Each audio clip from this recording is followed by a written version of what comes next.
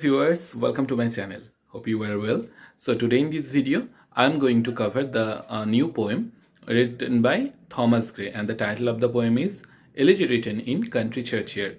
So let us first know about the poet. The poet Thomas Gray was a very popular English poet. He is not only a literary person, but also he was very much interested in music, painting, architecture, and so on. Okay, and at the same time, he was a very good letter writer. He wrote many letters to his friend Robert West or Horace Walpole. Okay, if we come to this poem now, that is Elegy Written in Country Churchyard, this poem is a very good example of elegy, and this elegy is not very much subjective, we can say, like the Lycidas or Adonais written by Milton and Percy Bysshe Shelley respectively.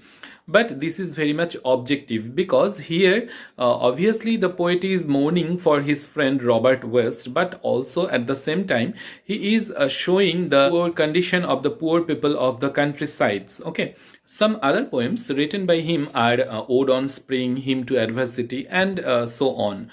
Now, if we move to the publication history of this poem, we can say that this poem was written in the period of 1742 to 1750, I think, but it was published in the year 1751 with the help of Horace Walpole. Now, if we go to the summary or the substance of this poem, we can say there is a poetic persona who is standing by a country churchyard, and he is watching the tombs there. The graveyard is very much simple, it is very much rustic, and there is not such elaborate beautification towards them. And for this, the poet is saying that we should not blame the poor for this, because they must not have the money to erect so elaborate a tombstone for them.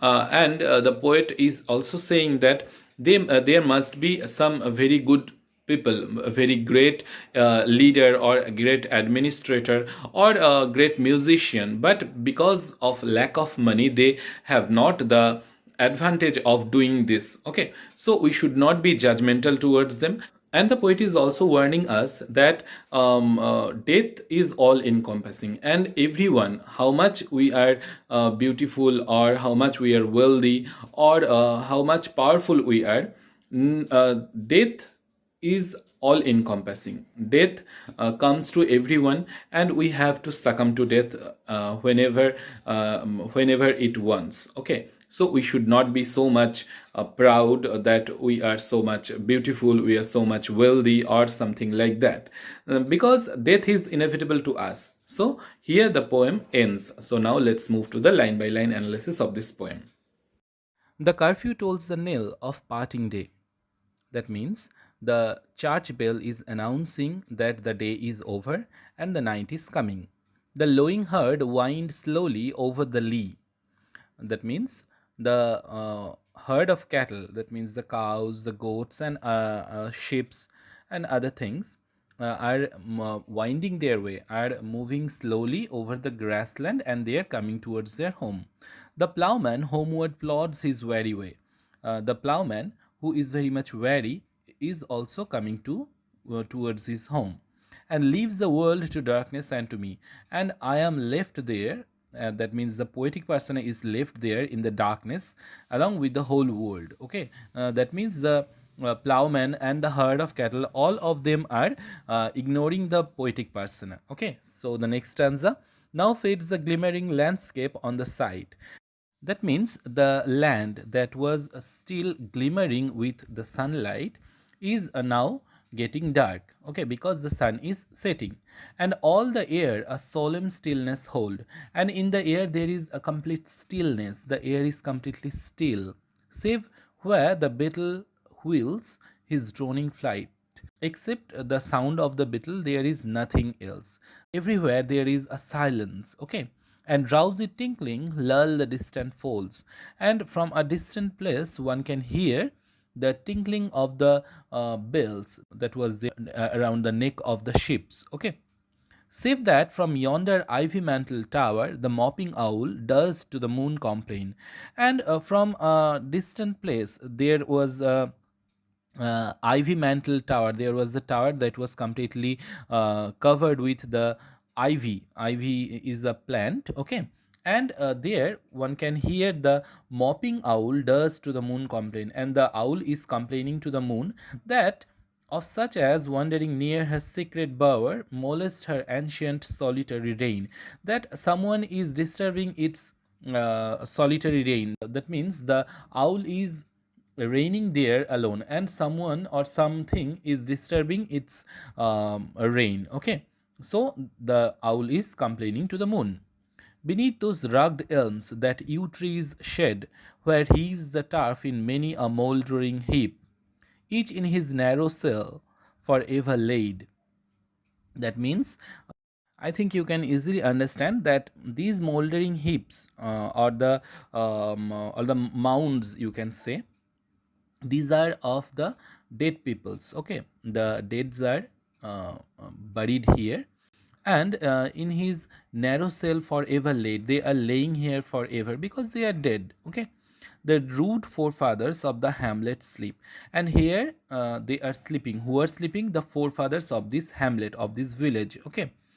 So, why they are called rude? Here we can allude to Thomas Gray's personal history, that his father was very much rude type of people. Okay, he used to beat his mother, and obviously their relationship was not so good. So I think here the poet is addressing the forefathers as rude. Okay, so the next stanza: the breezy call of incense breathing morn, the swallow twittering from the straw built shed, the cock's shrill clarion, or the echoing horn, no more shall rouse them from their lowly bed. That means there the air is very much pure. It is incense breathing. That means it is full of fragrance, and there are the twittering of the swallows, or the cocks are blowing their clarion, but it does not arouse the forefathers from their sleep because they are dead, okay. For them no more the blazing hearths shall burn, or busy housewife ply her evening care. No children learn to lisp their sire's return, or climb his knees the envied kiss to share. That means no one will attend them, no one will blow the fire, and there will be no housewives attending their masters, or there will be no children that come running to their fathers because they are completely dead, and there will be no envy among the children who will get their first kiss from their father, okay. So here the poet is focusing that the forefathers are completely died and they are completely gone, and no one is there to attend them. Oft did the harvest to their sickle yield, their furrow of the stubborn glebe has broke. So that means often they have gone to harvest their land, their field, and they must have furrow, they must have plowed the stubborn land, that means the hard land, for their plowing or reaping or sowing purposes, okay. But how jocund did they drive their team afield? But they must be very much jocund when they were driving their team in the field. Okay. How bowed the woods beneath their sturdy stroke, or the trees must be bowing down very easily. That means they must have cut the tree very easily. Let not ambition mock their useful toil, so don't mock at them, their homely joys and destiny obscure, because you don't know their joys, their destiny, because it is completely obscure to us. We don't know about them, what was their advantages or disadvantages at all, okay. Nor grandeur here with a disdainful smile, so we should not look down upon them. The short and simple annal of the poor, the little biography of that poor, so we should not be disdainful towards them, okay. So the next stanza: the boast of heraldry, the pomp of power, and all that beauty, all that wealth ever gave, awaits alike the inevitable hour. So how much powerful you are, how much wealthy you are, how much beautiful you are, awaits alike the inevitable hour. That means the inevitable hour, that the our death is awaiting for us alike. There is no such difference in death. We all are same when we are dead. The paths of glory lead but to the grave. So how much full of glory our life be, but it always lead us to the grave. Nor you, ye proud, impute to these the fault.